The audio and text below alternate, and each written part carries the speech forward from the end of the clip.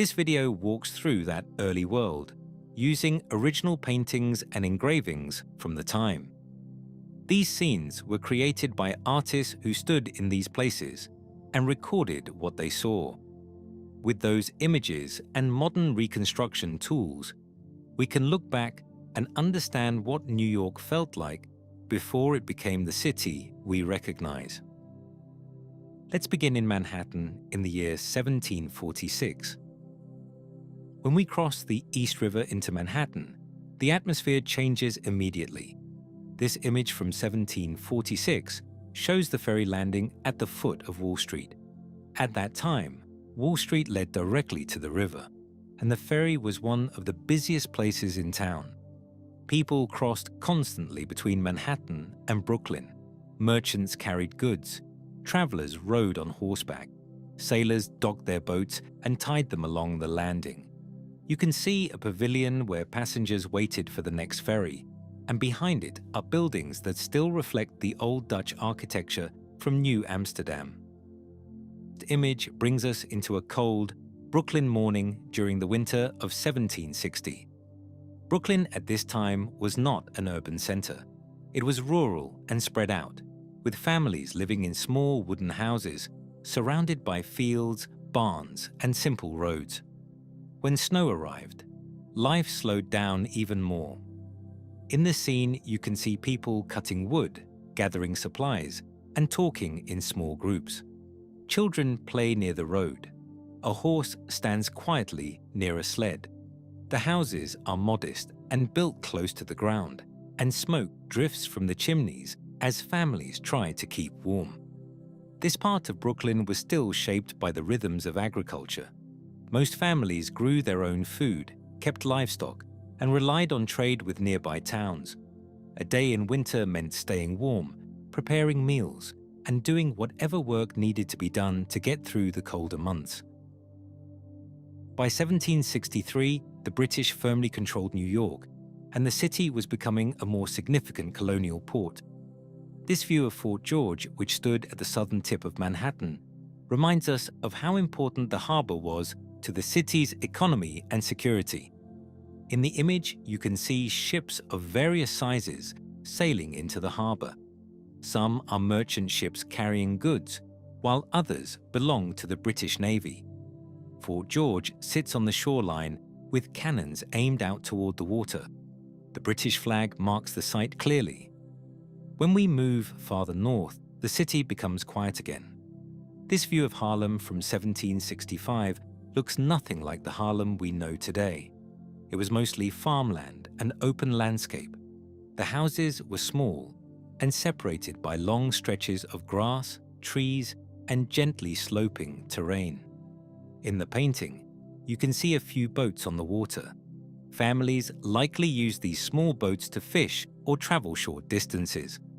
The forests behind the houses appear thick and untouched. The entire area feels calm and slow. If you picture Manhattan today, it can be hard to imagine that large parts of the island were once rural like this. Even in the mid-17th century, development had not yet reached this far north. People who lived in Harlem worked the land, raised animals, and lived at a peaceful distance from the busy port downtown. A decade later, the atmosphere in New York is no longer calm. The harbor in 1775 was intense and crowded. Ships were being built, loaded, and repaired every day. Workers filled the docks. British soldiers stood beside sailors and merchants. Supplies moved constantly between the warehouses and the water. This was the beginning of the American Revolution, so tension was high. New York's location made it valuable to both the British and the colonists. Whoever controlled the harbor controlled a major strategic advantage. You can see multiple types of boats in the image. Some are large merchant ships. Others are small rowboats used to move people and cargo back and forth. The buildings along the shore are warehouses and workshops. In the same year, New York played a quiet but meaningful role in improving communication across the colonies. This building was one of the early postal centers in the city. and Benjamin Franklin helped organize the postal routes that shifted how information traveled. The idea of receiving news quickly was still new. Letters took days or weeks to travel across the colonies. Newspapers were not printed as often and were sometimes delayed. The postal system changed that. For the first time, information could move more predictably. The post office helped spread the ideas that fueled the revolution. Political writing, reports from other colonies, and updates about British actions all moved through here. By 1776, New York was no longer a small colonial town. It had become a large settlement with busy wharves, rows of homes, multiple churches, and steady movement on the water. The city's waterfront shows a place that was ready to grow into something far larger. Ships fill the harbor. Houses stand close together. The shoreline is more defined, and the entire area looks more organized than it did in earlier years. This is the moment when New York begins to look more like a major city. The year 1776 is important for another reason. The Declaration of Independence was signed, and the colonies were officially in open rebellion.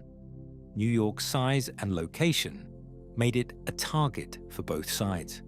The city was valuable, and both armies wanted control of it.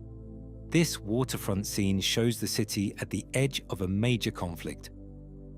After the Battle of Long Island, the British captured New York.